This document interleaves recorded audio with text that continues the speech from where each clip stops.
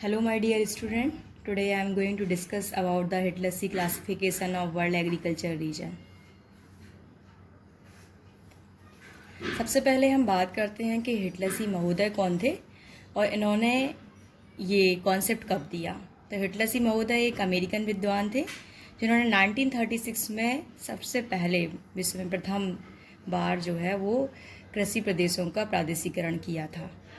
उन्होंने जो डेफिनेशन दी थी, जो कि हम देखें यहाँ पर स्लाइड में आप देख सकते हैं, agriculture region is an uninterrupted area having some kind of homogeneity with specifically defined outer limit. इसका मतलब ये है कि जो एग्रीकल्चर रीजन है वो एक ऐसा एरिया होता है जिसमें एक स्पेसिफिकली एक सेम टाइप की कैरेक्टरिस्टिक्स पूरे एरिया में पाए जाते हैं, समानता, ये होमोजेनिटी पाई जाती है। उस एरिया को उन्होंने एक एग्रीकल्चर रीजन के फॉर्म में बांटा था।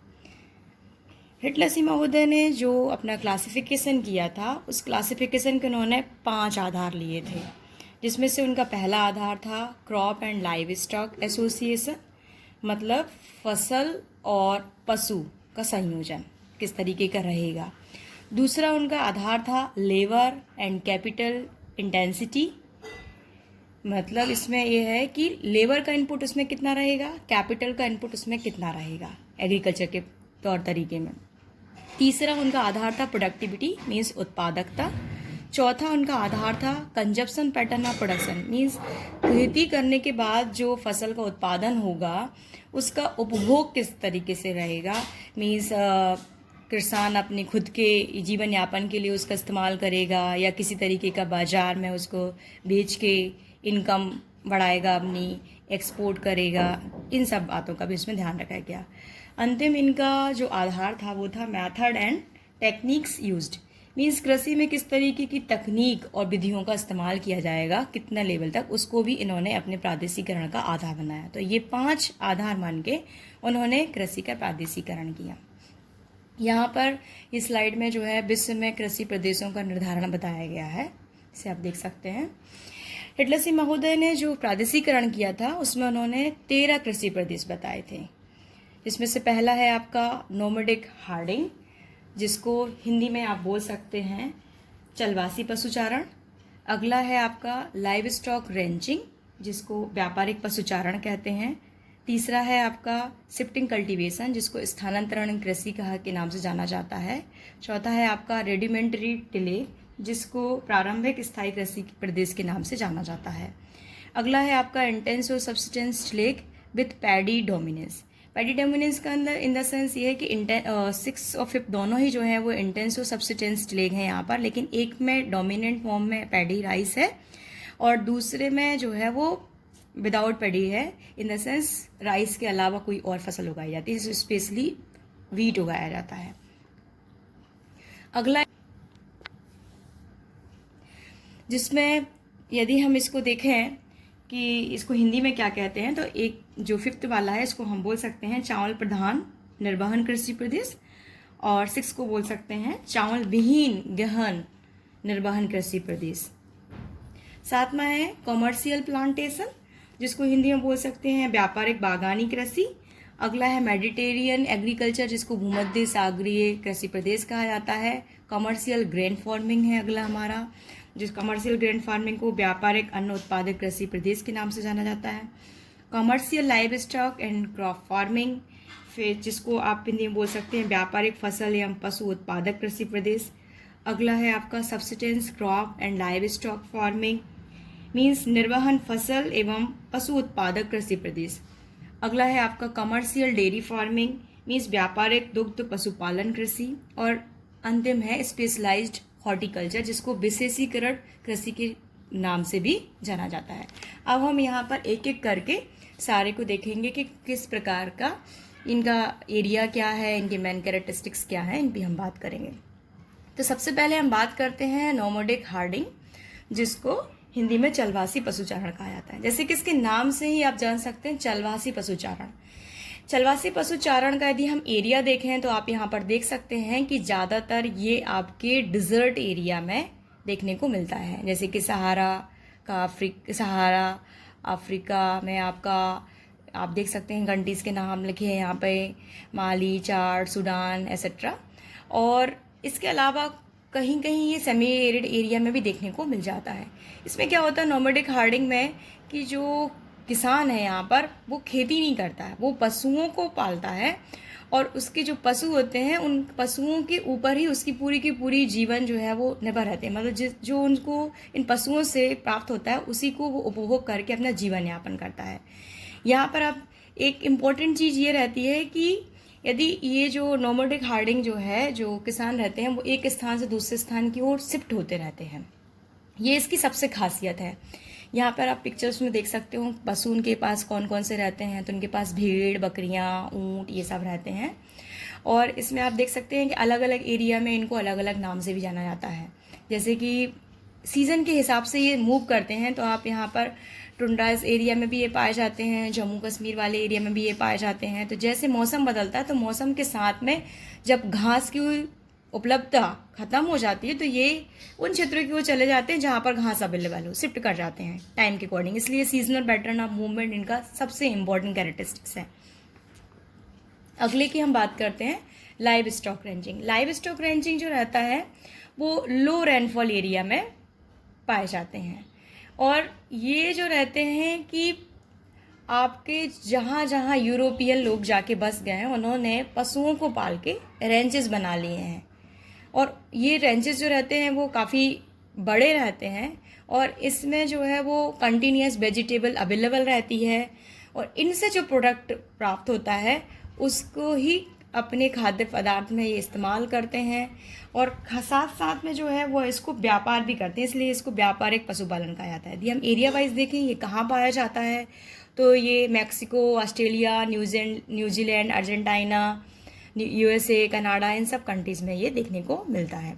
खासतौर पे ये घास के क्षेत्रों में हमें देखने को मिलता है। यदि पशु किस तरीके के होते हैं तो भेड़ और आपकी गाय वगैरह ये सब यहाँ पर पाली जाती हैं।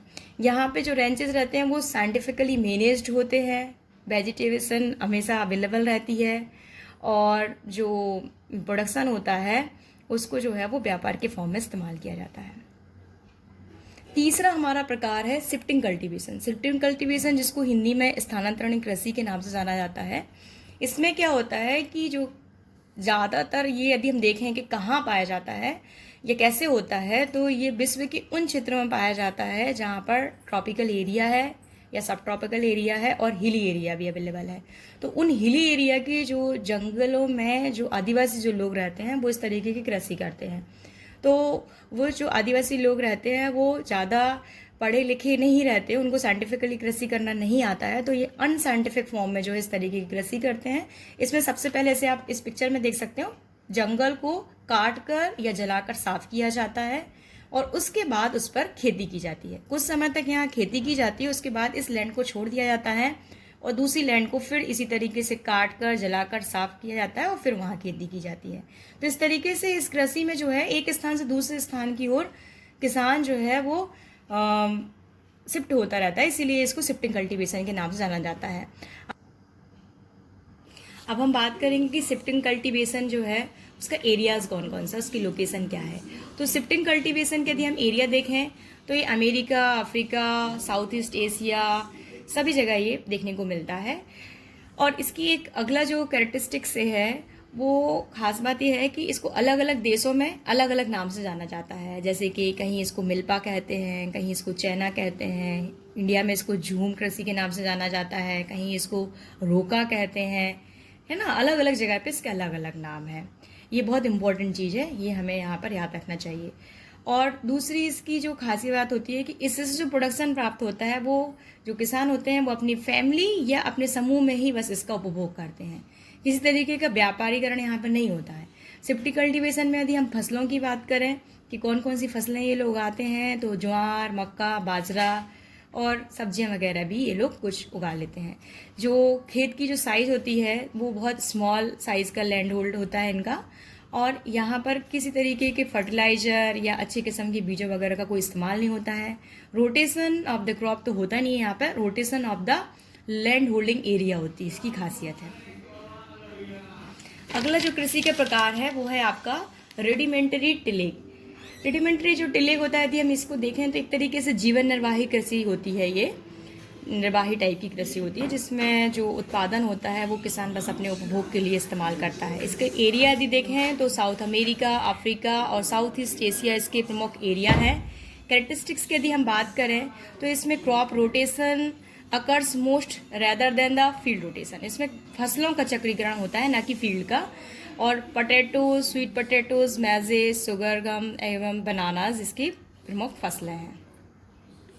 अगला आपका कृषि का प्रकार यदि हम देखें, इंटेंसिव सब्सिस्टेंस टिलेग। इसको हम बहुत अच्छे से समझ लें क्योंकि 5th और 6th दोनों ही जो है वो एक दूसरे से रिलेटेड है। सबसे पहले हम ये देख लें कि इंटेंसिव सब्सिस्टेंस होता क्या है। इंटेंसिव सब्सिस्टेंस का मतलब है आपका चावल प्रधान गहन निर्वहन कृषि। गहन निर्वहन का मतलब समझ लें सबसे पहले। गहन निर्वहन का मतलब ये है कि जो उत्पादन होता है वो इंटेंसिव फॉर्म में ये कृषि की जाती है, दोनों प्रकार की। इंटेंसिव कृषि में होता क्या है कि एक छोटे से एरिया में अधिकतम उत्पादन करने की कोशिश की जाती है, और जिसमें इसमें है विथ पैडी डोमिनेंस।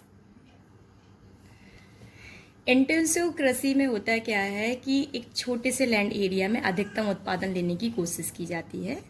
तो ये इस तरह की खेती जो है वो मानसूनी क्षेत्रों में की जाती है और सघन जनसंख्या वाले क्षेत्र में किया जाता है। आप यहाँ पर देख सकते हैं, this type of the practice in the south and south east Asia mainly in the monsoon region with red and alluvial soil. तो इसकी सबसे खास बात यह है कि जो इंटेंसिव सब्सिस्टेंस टिलेग है वो मानसूनी जलवायु वाले क्षेत्रों में ही की जाती है। और इसमें यदि हम कंट्री वाइज देखें तो सघन जनसंख्या वाले जो देश हैं उन सब में चावल का उत्पादन किया जाता है। इस तरीके की खेती की जाती है। China, Japan, Indonesia, Bangladesh, India, Thailand, Sri Lanka इसके प्रमुख उत्पादक क्षेत्र हैं। इसमें खासियत यदि आप देखें, पिक्चर में भी आप देख सकते हैं, इसमें हाई इनपुट होता है। पहली चीज, हाई इनपुट किस किस फॉर्म में? इसमें बीजों का इनपुट जो है वो हाई रहता है, मतलब अच्छी क्वालिटी के बीज इसमें इस्तेमाल करने की कोशिश की जाती है जिससे कि कम एरिया से अधिकतम उत्पादन हो सके। इस कृषि पद्धति में जो है वो लैंड एरिया का साइज जो है बहुत छोटा होता है और ज़्यादातर काम जो है वो मानवीय श्रम के द्वारा किया जाता है। मशीनरी का इस्तेमाल इसमें बहुत कम होता है और इसमें जो है वो चावल प्रमुख फसल होती है। एक साल में कई बार फसल लेने का प्रयास किया जाता है और इससे जो उत्पादन होता है उसकी प्रमुख भूमिका ये होती है कि जो किसान फैमिली है और जो उस देश की जनसंख्या उसके भरण पोषण ही इसका मुख्य उद्देश्य होता है। कॉमर्शियल फॉर्म में ये कृषि नहीं की जाती है और इसमें जो है वो पर हेक्टेयर उत्पादन जो है वो अधिकतम लेने की पूरी कोशिश यहाँ पर की जाती है। यहाँ पर इनके पास में कुछ पशु भी होते हैं लेकिन पशुओं का इस्तेमाल जो है वो व्यापारिक फॉर्म में ना होकर जो है कृषि में ही बस किया जाता है। अगला हम देखें, intensive subsistence tillage without paddy dominance. इसका मतलब है कि बिना मतलब राइस के जो है वो जीवन निर्वाही कृषि यहाँ पर ये की जा रही है। तो इसमें क्या होता है, प्रमुख फसल तो गेहूं होती है, उसके अलावा भी कुछ और फसलें भी उगाई जाती है लेकिन मुख्यतः गेहूं उगाया जाता है। लोकेशन की यदि हम देखें तो नॉर्थ ईस्ट एशिया की जो भी सघन कंट्रीज वाले, सघन जनसंख्या वाले देश हैं वो सब में ये उगाया जाता है, गेहूं भी उगाया जाता है। और हम इसमें देखें कैरेक्टरिस्टिक, तो land is intensively used, farming in these region suffers from the frequent crop failure the famines, wheat, soybean, barley, कोलनिया, ये सब इसके हैं। इसमें आप देख सकते हैं अगला जो प्रकार है वो आपका है कम। इसमें देखिए एक चीज़ ये ध्यान रखिए, मैं इसलिए रिपीट नहीं करी हूँ क्योंकि बाकी जो 5th में बताए गए थे राइस को छोड़ के बाकी सारे कैरेक्टरिस्टिक्स सेम है, लैंड होल साइज और एसेट्रा सारे सेम है। कमर्शियल प्लांटेशन का हम देखें, कमर्शियल प्लांटेशन का मतलब होता है बागानी कृषि जो कि व्यापार के उद्देश्य से की गई है। तो सबसे पहले तो ये जो कृषि है वो ट्रॉपिकल और सब ट्रॉपिकल एरिया में की जाती है। यदि हम कंट्रीज वाइज देखें तो आपके Sri Lanka, West Africa, South and Central USA, Central America, ठीक है, इन सारे जगह पर जो है ये की जाती है। अब इसमें कैरेक्टरिस्टिक्स देखें तो इसमें क्या होता है कि कुछ अलग अलग जगह पे अलग अलग स्पेसिफिक फसल यहाँ पर उगाई जाती है, इसलिए इसको स्पेसिफाइज्ड प्रोडक्ट्स की फॉर्म में भी जाना जाता है। इसमें जो लैंड होल्डिंग जो साइज होती है वो बहुत बड़ा साइज होता है खेत का, कहीं कहीं 40 हेक्टेयर, कहीं आपका उससे बड़ा भी हो सकता है। मशीनरी का इनपुट और कैपिटल का इनपुट इसमें बहुत हाई होता है और इसके अलावा जो इसमें ज़्यादातर देशों में जहाँ पर इस कृषि की शुरुआत हुई वो फॉरेन कंट्रोल के थ्रू हुई। जैसे भारत में जब इसकी शुरुआत हुई थी तो ब्रिटिश लोगों का इस पर कंट्रोल था। यदि हम प्रमुख फसलें देखें कि इसमें कौन सी होती हैं, तो जैसे कि आपका कॉटन है, आपका कहवा, आपका चाय है, कोको है, या किसी रबड़ है, इन सब चीज़ों का यहाँ पर उत्पादन होता है। ट्रांसपोर्ट जो है वो इस कृषि की एक मुख्य डिमांड होती है, क्योंकि जो प्रोडक्शन होता है उसको एक्सपोर्ट के पर्पज से जो है वो उगाया जाता है। यहाँ पर आप देख सकते हैं, एक पिक्चर मैंने यहाँ पर लगाई है, तो बड़े बड़े फार्म हाउस होते हैं इसमें आप देख सकते हैं, और इसमें जो है वो बड़े पैमाने पर जो है वो लेबर इनपुट भी होता है और मशीनरी का इनपुट भी होता है। अगला आपका कृषि प्रकार है मेडिटेरियन एग्रीकल्चर, जिसको भूमध्य सागरीय कृषि के नाम से जाना जाता है। ये जो कृषि प्रदेश है इसका नाम जो है मेडिटेरियन एग्रीकल्चर जो है वो इसकी क्लाइमेटिक कंडीशन के बेसिस पे इसको ये नाम दिया गया है। भूमध्य सागर से जो लगे हुए जो देश हैं उनमें ये इस प्रकार की खेती की जाती है। इस खेती की खास जो कैरेक्टरिस्टिक्स है वो ये है कि इसमें विंटर में जो है वो रेनफॉल होता है और समर जो है वो ड्राई होता है, तो एक अपना एक इसका अलग ही टाइप का कैरेक्टरिस्टिक्स है। इस तरीके की खेती यदि आप देखें यहाँ स्लाइड में तो कंट्रीज़ के नाम दिए हैं, ठीक है, उसमें ये होती है। मेन कैरेक्टरिस्टिक यदि हम देखें कि यहाँ पर कौन सी फसलें होती हैं, तो यहाँ पर फलों की खेती होती है। कुछ क्षेत्र में जो है वो वीट का भी प्रोडक्शन होता है, लेकिन मुख्यतः फलों, ऑलिव ऑयल, ऑरेंज, इन सब की पाइनएप्पल वगैरह की खेती के लिए जाना जाता है। विश्व में यहाँ पर वाइन इंडस्ट्री के लिए भी ये फेमस है। और यहाँ पर जो खेती होती है वो दोनों टाइप की भी होती है, मतलब साइंटिफिकली भी होती है और अनसाइंटिफिकली, दोनों इसके कैरेक्टरिस्टिक्स हैं। ये आप देख सकते हैं कुछ पिक्चर्स। अगला जो कृषि के प्रकार है वो है commercial grain farming. Commercial grain farming जिसको जो है वो व्यापारिक अन्न उत्पादक कृषि प्रदेश के नाम से जानता है। ये उन देशों में की जाती है जहां पर व्यापार के उद्देश्य से अनाजों का उत्पादन होता है। खासतौर पर जो आपके बड़े देश हैं जैसे ऑस्ट्रेलिया, अमेरिका, रसिया, इन देशों में चूंकि फार्म हाउस जो है वो मतलब जो जनसंख्या घनत्व है वो बहुत कम है, मतलब जो किसान है उनके पास में भूमि का एक बहुत बड़ा हिस्सा होता है और उनका उपभोग बहुत कम होता है, तो वह व्यापार के उद्देश्य से इस तरीके की खेती करते हैं। और इस तरीके की खेती के मेन कैरेक्टरिस्टिक्स क्या होते हैं इसमें आप पिक्चर से देख सकते हो। मशीनरी का इनपुट इसमें बहुत हाई होता है और बेसिकली जो है वो एक्सटेंसिव फॉर्म में एक कृषि की जाती है। एक्सटेंसिव फॉर्म का मतलब ये होता है कि एक साल में एक ही फसल उगाई जाती है और इसमें जो हाई इनकम का इनपुट होता है, लो प्रोडक्शन रेट रहती है। लो प्रोडक्शन रेट को आप यहाँ सच्चे समझ लें कि पर हेक्टेयर उत्पादन तो कम होता है पर व्यक्ति उत्पादन जो है वो बहुत अधिक होता है, ठीक है। तो यहाँ पर जो है हैवी मशीनरी का इस्तेमाल होता है, फॉर्म का साइज बहुत बड़ा होता है। और प्रमुख फसलों की बात करें तो मुख्यतः यहाँ पर वीट का प्रोडक्शन होता है, इसके बाद मैजे और अदर फसलें भी हैं। और इसका जो प्रोडक्शन होता है उसका मेन कंजप्शन जो है वो इंटरनेशनल मार्केट में एक्सपोर्ट के लिए भी इस्तेमाल किया जाता है। अगला कृषि का प्रकार है commercial live stock and crop farming. Commercial live stock and crop farming का मतलब है व्यापारिक फसल एवं पशु उत्पादक कृषि पद्धति। मतलब इसमें व्यापारिक दृष्टिकोण से फसल और पशुपालन एक साथ किया जाता है, ठीक है। तो इसमें जो है वो साइंटिफिकली यहाँ पर जो है वो इस तरीके की कृषि की जाती है। पशुओं को साइंटिफिकली जो है वो पाला जाता है, उनसे जो उत्पाद प्राप्त होते हैं वो भी जो है वो मार्केट में जो है वो बेचने के लिए इस्तेमाल होता है। इसको मिक्सिंग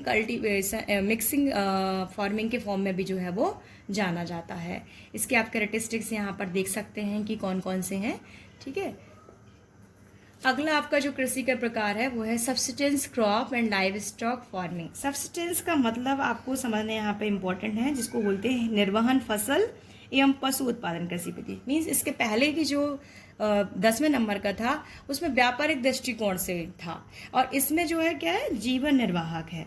मीन्स इससे जो खेती होती है वो किसान जो है वो बस अपने जीवन यापन तक ही जो है वो कर पाता है। एरिया यदि हम देखें तो नॉर्दर्न यूरोप है, मिडिल ईस्ट है और माउंटेन रीजन ऑफ मैक्सिको है।